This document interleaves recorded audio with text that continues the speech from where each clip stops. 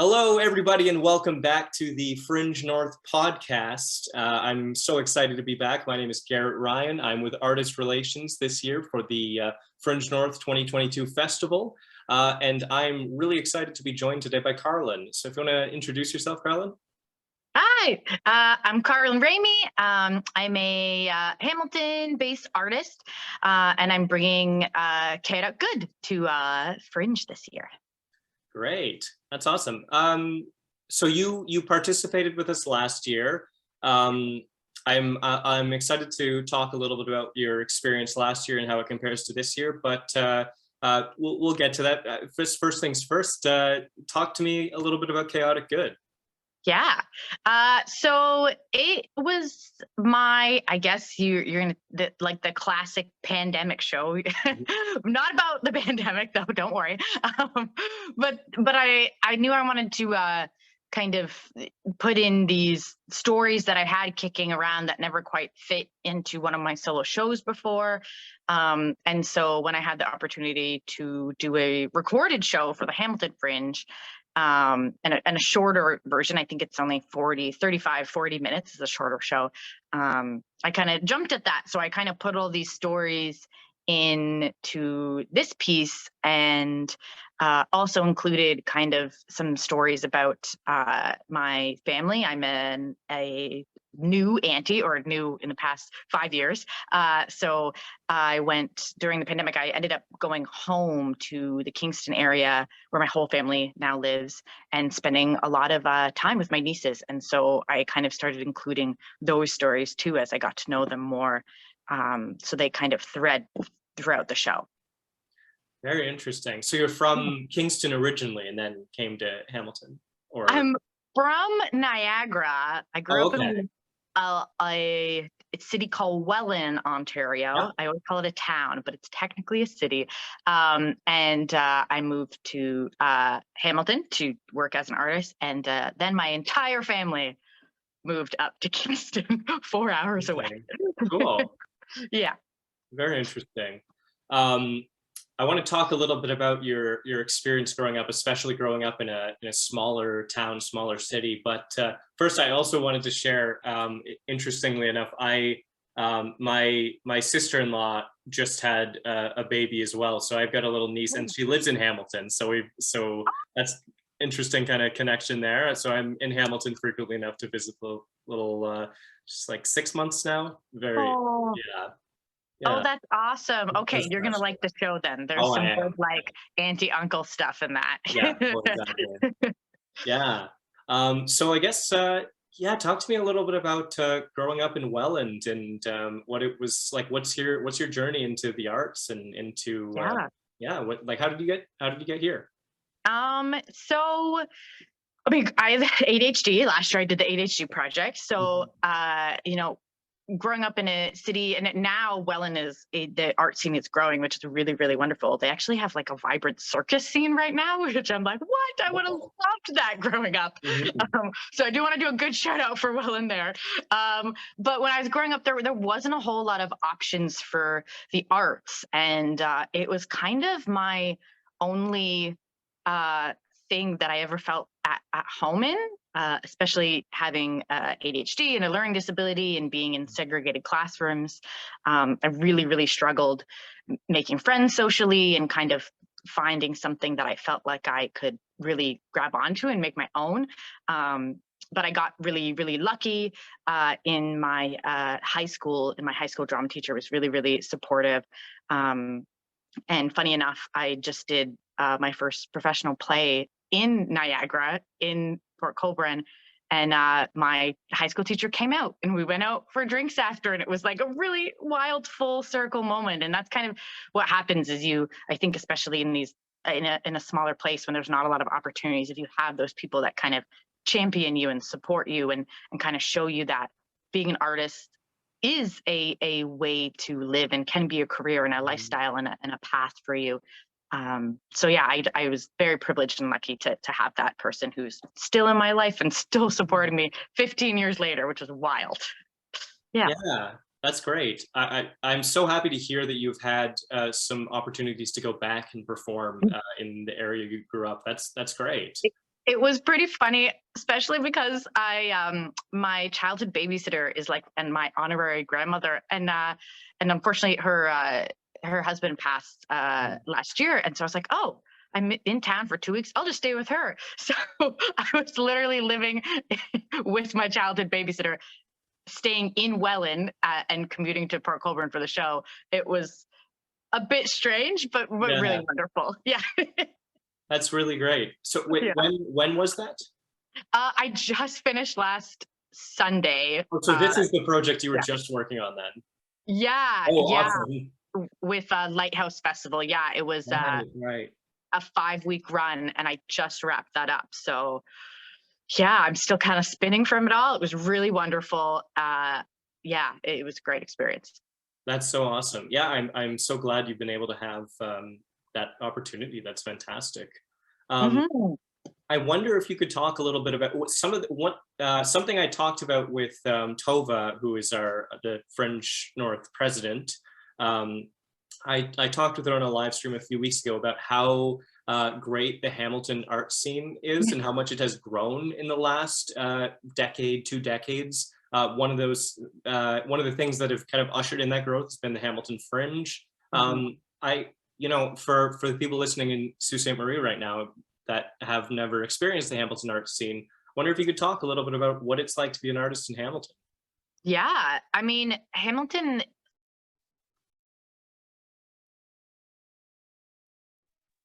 it's got a big visual art scene and a big music scene that I think more people know about, but it's the theater and performing scene that's really growing and expanding, that people don't realize is here, but and it's getting bigger and bigger. It's really wonderful too, because it kind of blends. There's great there's great community theaters here too, and there's a lot of great professional and indie work, and professional indie work that kind of crosses over too. So it's really wonderful for artists to have access to a few different opportunities and be paid for their work and their experience, which is really great. But yeah, and I think it's getting more and more like boundary pushing, slowly but surely. We do have a very I think there's a lot of it can be more conservative here, but every year there's more and more work that's kind of challenging that, which is really exciting. Yeah, absolutely. I haven't been able to make it to the Hamilton Fringe yet. I've seen some shows that have gone to Hamilton Fringe from other festivals. So I'm hoping soon has it already happened this year? It is going on next week. Yes. Oh, so it's the last 2 weeks of July. We're on the same time as Winnipeg. right. Yeah, the Fringe is wonderful, and they have their hands in so many different pockets and groups, and they're really, really encouraging for artists, which is really wonderful. I definitely owe a lot to them for sure. Yeah, absolutely. I know from our festival's perspective, we look to the Hamilton Fringe as a source of inspiration for a lot of things, because they're doing really great work. Especially one of the things that I think they do wonderfully is really integrate themselves within the city and are kind of using the festival to lift up the city, which is great. That's what we want to do as well. We want to really be a community integrated festival, and Hamilton's a good place to look to for that. Yeah, I think that's really key for a Fringe, and especially in the last couple of years, Hamilton has really made a push for that. Yeah, and I think it's definitely the way to go, because then you can help an artist or a show have a life beyond just a festival, throughout the year. So that's really kind of what Fringe is about too. It's to give a platform for that work that doesn't have a space maybe somewhere else or on a conventional stage, but also for artists to use as a launch pad to keep growing and go from there. Yeah, absolutely. So I mentioned already that you were there for last year's festival as well. Could you talk a little bit about what is the sort of process of the creation of last year's piece versus the creation of this year's piece? How has that process differed? Yeah, it's definitely different, because last year's was a show that's been kicking around for a while. I believe I submitted the version of the ADHD Project that I perform in school. So it's a little bit different than I would normally do at a big festival, but I wanted to make sure it was family friendly for all ages. Because it was a recorded show. So that one's been on, and like that one I've toured across Canada and to Orlando, Florida, kind of all over.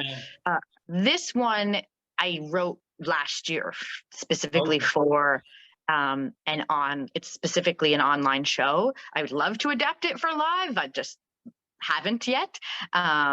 So this one was kind of made I think in a few months last year, and it's, rather than being a full storytelling show, it's a bit shorter as well, and then also has a lot more I guess, like, there's a lot more editing to it because it was made for, I knew it was going to be presented in a digital festival.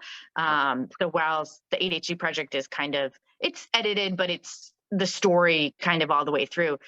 This one, we had a lot more fun. We got a lot of inspiration from TikTok. Not that I'm on TikTok, but those kind of like quick cuts.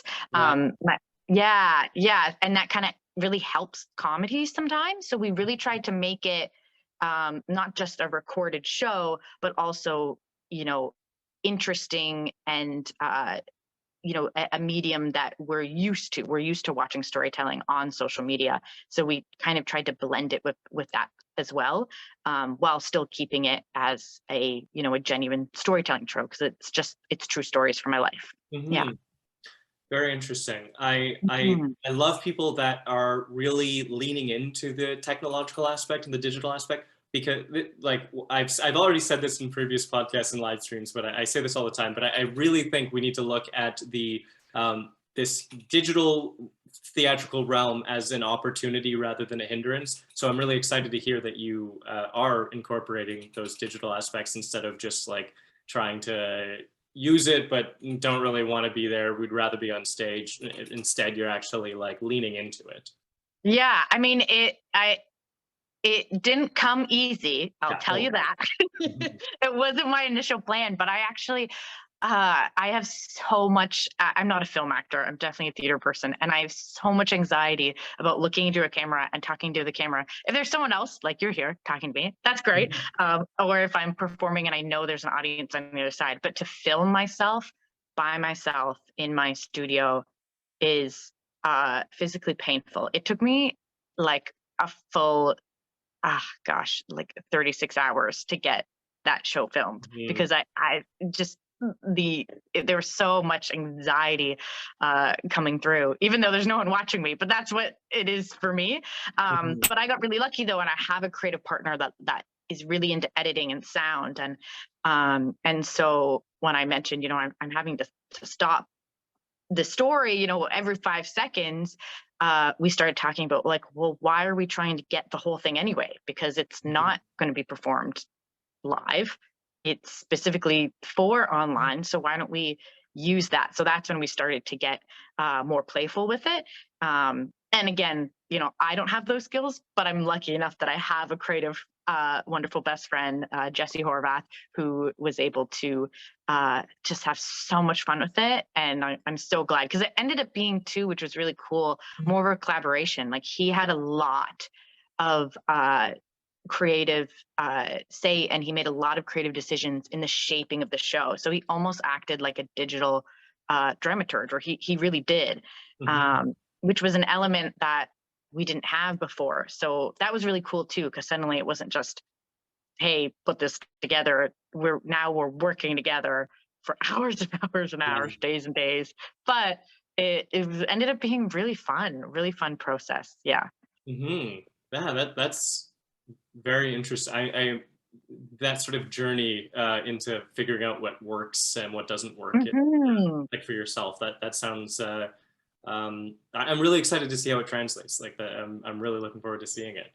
So I was going to ask you, but you kind of answered it. So was it originally the idea was just to film the entire thing right through, and then it kind of that shifted? Yeah, because for modern storytelling, that's kind of, I usually use not a whole lot of tech. I really like performing in relaxed performance style too, which is, house lights at half. Mhm. People are free to come late or move around. It's very, very relaxed because I'm speaking directly to the audience. It's very, very casual. And so I thought, I know these stories. They're all stories that I've told at storytelling events. They're stories that I love that just haven't found a home yet in my shows. So I knew that I could just, tell the story, but I didn't expect to be so unable to stare into a camera and talk for a long period of time by myself. Didn't expect that. It was a lot harder. I commend people who can do that so much. Oh my goodness, you skilled folks.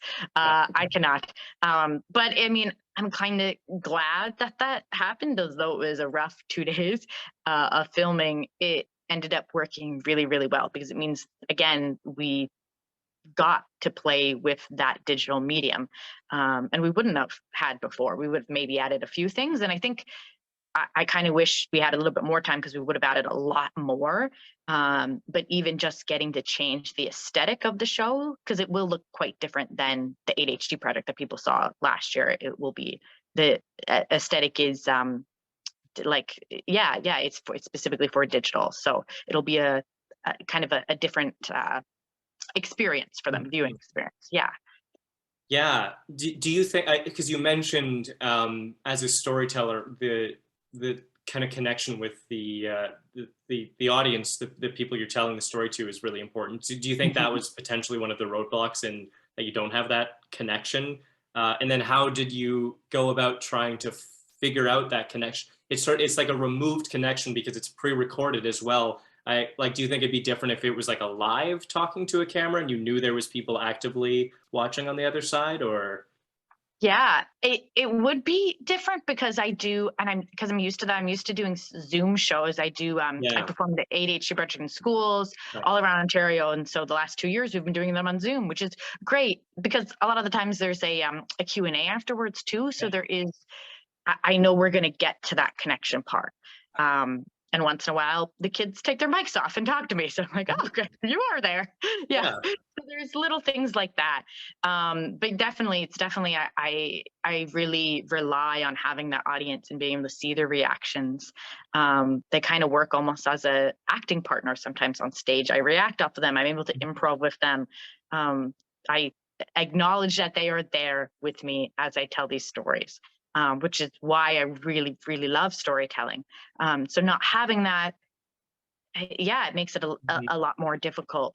But being able to embrace those quick cuts and that quick comedy adds in, a different type of play and a different type of comedy that I haven't been able to do because it is for screens. And so that was really fun. That came after we already had all this recorded material. And we had a bunch because I had to redo the story a billion times. So we had 45 takes of each freaking line.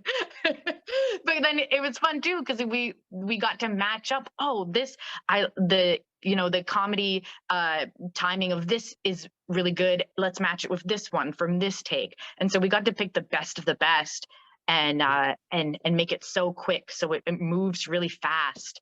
And so even when I think I start performing live again, which is already happening, when I do storytelling again, I'm going to take a lot of what I learned from that, based on even like comedic timing and delivery, because even doing that, I've gained a lot from that as well, and I'll take that into live shows. Yeah, very interesting. Yeah, I talk a lot. Sorry. No, please. I wasn't.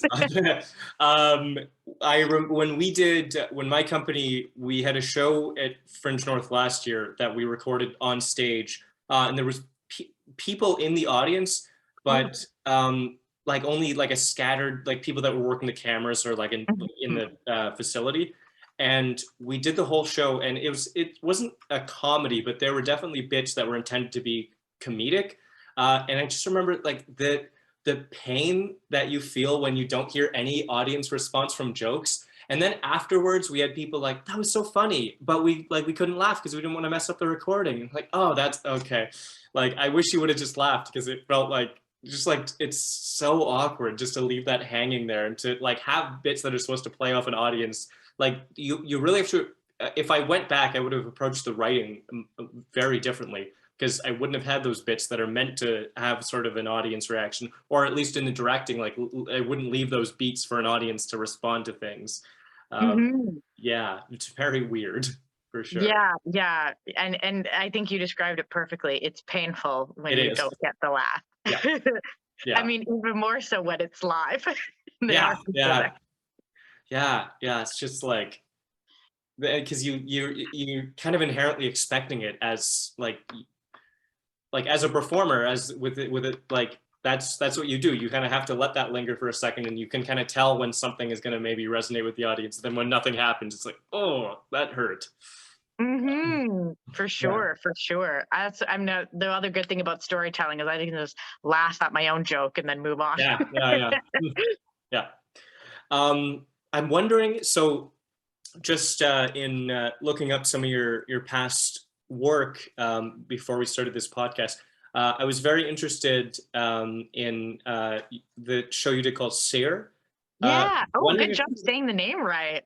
So I speak Irish, so that's why so that was why I was really excited. So I wanted to chat about that with you. Yeah. Like, what was that experience like? So talk a little bit about that show and like what that experience was like. Yeah, that was my very first solo show, and I love it. I want to do it again. I want to take it out and make it much better and do it again. But yeah, it was my very first solo show. I had it's kind of about my first love and my first time traveling on my own, and it's kind of a coming of age story, which a lot of Fringe shows, a lot of storytelling shows are about, and it's a lot more comedy and a lot more characters as well. So it's a bit more theatrical than my kind of the storytelling I do now, which is really fun. And yeah, it's about, so I was supposed to move to Scotland. And then I ended up, my partner at the time and I broke up right before he moved, and I was like, well, I'm not staying here. So I booked a flight to Dublin, and I was just decided I was going to travel on my own for 6 weeks. Never traveled on my own before, never been to any of those countries. But I figured, at least they speak English. So what I thought, and so the show is about kind of why I went, the experience when I was there and traveling, and I ended up, oddly enough, I had done London Fringe before, because I went to Fanshawe College for theatre back in, I had done the Fringe back in like 2012. Right. But I had gone back to school. I had not decided I wasn't going to do theater for a while, because I was going to move to the UK and work. But when all this happened and I booked the flight, I applied to the Fringe touring lottery, and then I found out a week before my flight left that I got it. So I had to completely empty out my bank account to pay for 5 festivals and this trip. And then I didn't even have a show, and I came back and wrote it about my experience and why I went. And so it was kind of coming of age and just kind of everything that was going on in my life, a little bit about ADHD as well. That's so great. I spent a summer living in the west of Ireland, in the west, the west, in the Gaeltacht, speaking Irish and learning the language.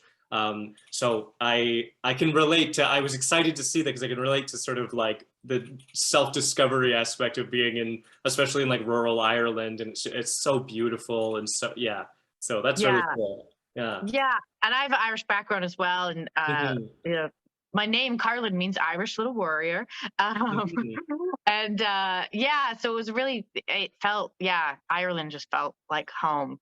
And it was really, really special. I want to go back so bad.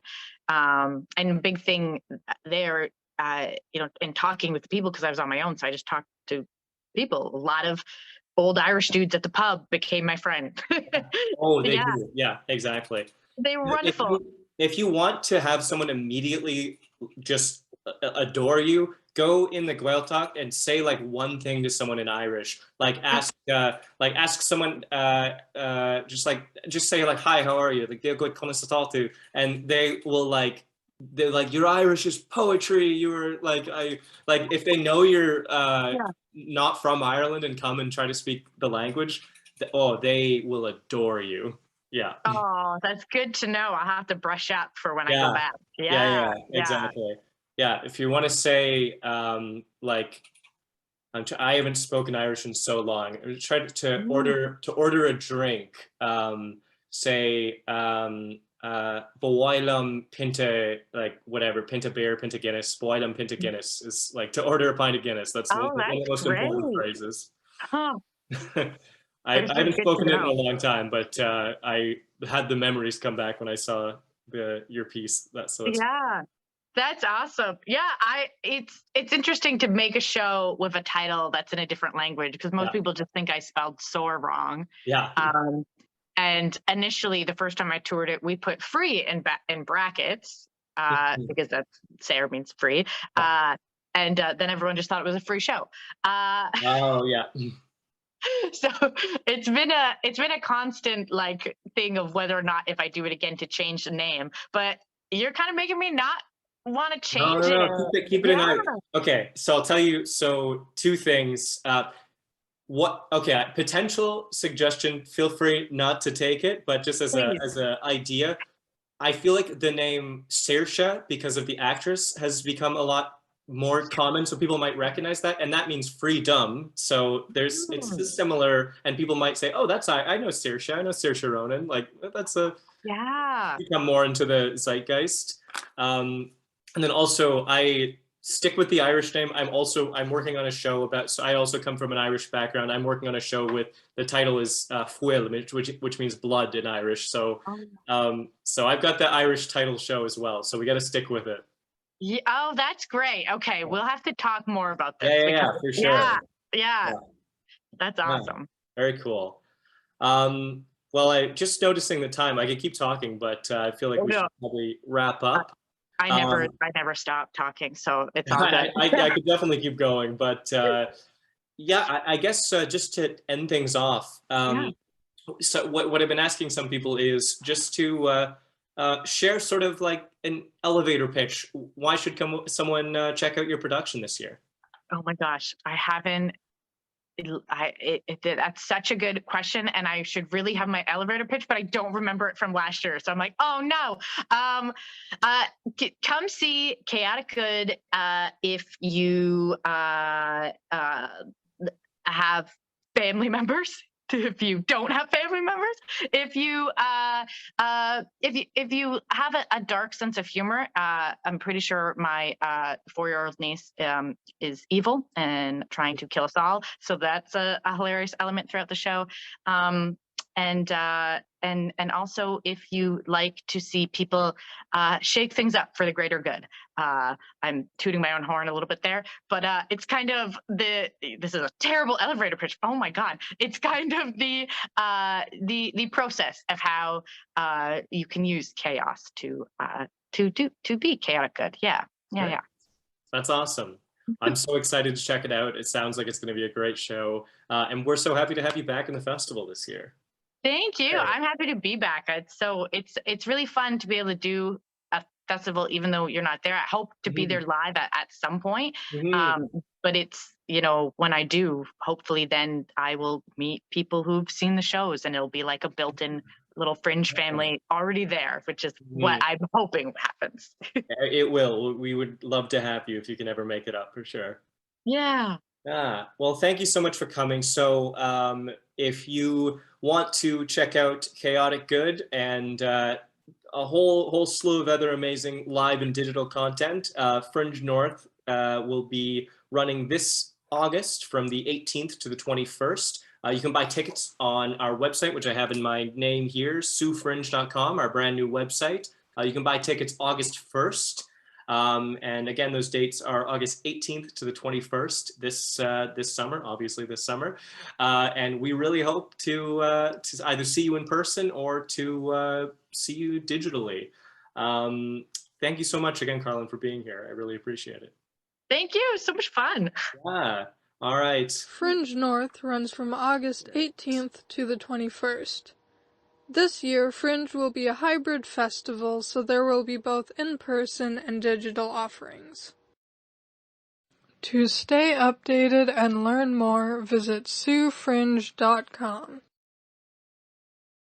We are always looking for volunteers to help out in various areas. If you are interested in volunteering during this year's activities, email SueFringe@gmail.com. Like what we're doing? Don't forget to tip the Fringe at paypal.me/FringeNorth so that we can continue to help support artists, or e-transfer to SueFringe@gmail.com.